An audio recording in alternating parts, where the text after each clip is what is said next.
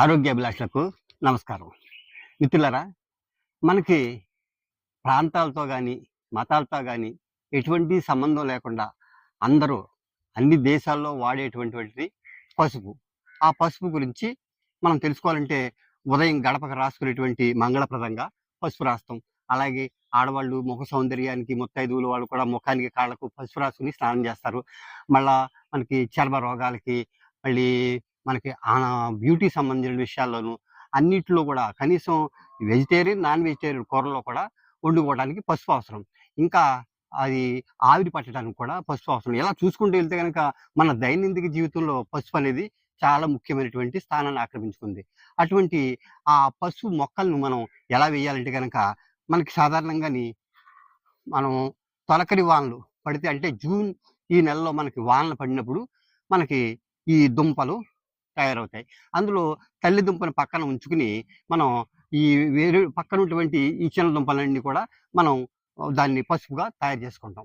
ఆ పసుపుగా తయారు చేసుకోవడంలో కూడా మనం ఇందులోని యాంటీ క్యాన్సర్ ఏజెంట్ అయినటువంటి కుర్కుమిన్ అనేటువంటిది ఒకటి ఉంటుంది. అది 5% మాత్రమే ఉంటుంది.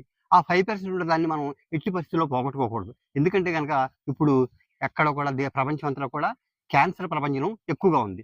అలాంటప్పుడు ఆ యాంటీ క్యాన్సర్ ఏజెంట్గా ఉన్న దాన్ని పోగొట్టకుండా ఉండాలంటే కనుక మనం ఈ దుంపలను తవ్విన తర్వాత శుభ్రంగా వాటిని కడుక్కుని డైరెక్ట్గా మనం సన్ రైజ్లో కాకుండా ఒక నీళ్ళలో గాలి తగిలేలాగా ఆరబెట్టుకోవాలి. అది కూడా దుంప చక్కగా ఆరాలంటే కనుక దాన్ని ఇలా స్లైసెస్గా చెక్కేసుకుని మనం నీళ్ళలో ఆరబెట్టుకున్నదంటే బాగా ఆరతాయి.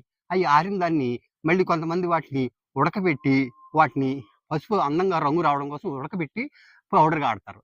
మనం అలా చేసుకున్నట్లయితే కనుక అందులో కుర్కుమిన్ మరింత కొంత శాతం కూడా పోతుంది. అందుచేతన అలా పెచ్చులుగా మనం స్లైసెస్గా చెక్కున్న దాన్ని మనం ఆరబెట్టుకుని శుభ్రంగా మనం దాన్ని గ్రైండింగ్ చేసుకుని ఒక టైట్ కంటైనర్లో పెట్టుకోవాలి. ఆ టైట్ కంటైనర్లో పెట్టిన తర్వాత దాన్ని అప్పుడప్పుడు కూడా మధ్యలో తీసి మనం ఒక పళ్ళెంలో పెట్టుకుని నీళ్ళలో ఆరబెట్టుకున్నట్లయితే కనుక మనకి పురుగులు పట్టకుండా చక్కగా ఉంటుంది. ఇప్పుడు మనం ఆ దుంపల్ని ఎలాగా పాతుకున్నాము వాటిని ఎలా తవ్వుకుని తీద్దాము. అప్పుడు మనం ఈ దుంపల్ని మనం ఈ తొలకరి వానలు వచ్చినప్పుడు వేసుకుంటాం.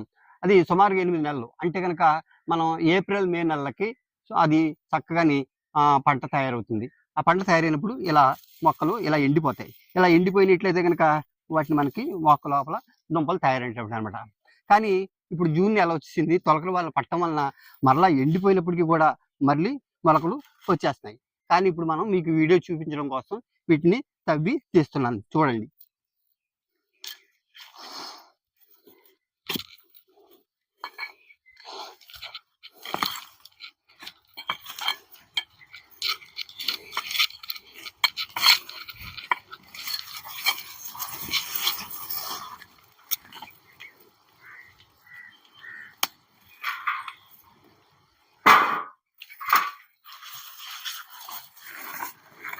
ఇది అప్పుడే మరలా ఈ దుంపలోంచి మరలా మొక్కలు వచ్చేస్తున్నాయి. చూశారు కదా, ఇలా దుంపలు వస్తుంది. చాలా మందికి ముఖం మీద సోమి మచ్చలు లాంటి తెల్లటి మచ్చలు వస్తుంటాయి. అప్పుడు ఈ పచ్చి పసుపు కొమ్ముని వాళ్ళ ముఖం మీద ఇలా రుద్దుకున్నట్లయితే కనుక ఆ మచ్చలన్నీ కూడా తగ్గిపోతాయి.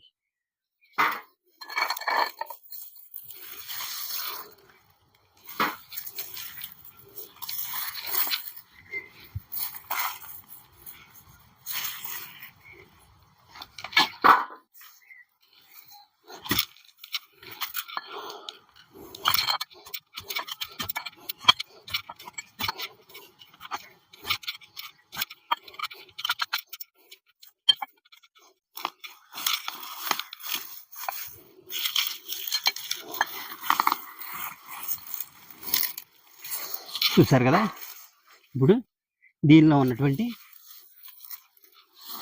చూసారు కదా ఎన్ని దుంపలు చక్కగా తయారైంది. ఈ దుంపలన్నింటినీ కూడా మనం తీసుకుని ఇందులో తల్లి దుంప అనేది ఉంటుంది. ఈ పక్క నుంచి వచ్చినన్ని కూడా పిల్ల దుంపలు. ఇవన్నీ తీసుకుని మనం ఈ తల్లి దుంపను మనం పాతి పెట్టినట్లయితే కనుక మనకి మరలా మొక్కల పంట వేసుకోవచ్చు. చూసారు కదా, ఇలా సొంతంగా తయారు చేసుకోవచ్చు. పసుపు ఎంతో ఆరోగ్యకరం. ఓకే.